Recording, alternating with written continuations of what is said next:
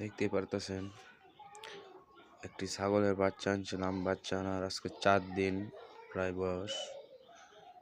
এটা মনে করছিলাম যে 1-2 দিন গেলে বা আস্তে আস্তে ঠিক হয়ে যাবে, কিন্তু যতই দিন যাইতেছে ততই তার চিল্লানো বাড়তেছে। ওইটা কিসের জন্য সেটা জানি না।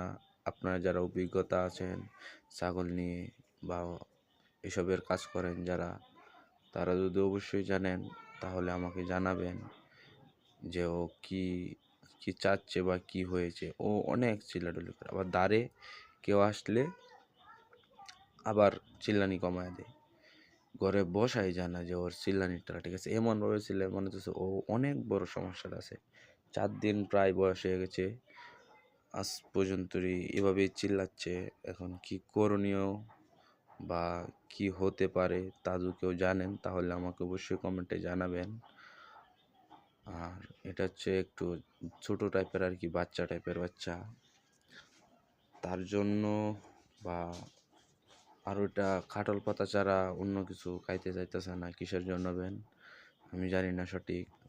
এই যে ফিস দেই, বলতে গেলে বাতের মার, ওইটা দেই কানা, ঠিক আছে, শুঙে মানে ফুইঙ্গা গ্যারান্ডা নিয়ে তারপর দূরে সরে যায়। আবার নাকের ধারে নিলেও খাইতে চায় না।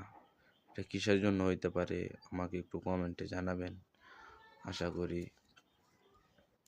আর এটা একটু বাচ্চা টাইপের আর কি, বাচ্চাটা এত চিল্লানি চিল্লায় যা বলার বাইরে। আসসালামু আলাইকুম। আমাকে যদি কেউ জানেন তাহলে আমাকে জানাবেন, দেশি ছাগলের বাচ্চা এটা।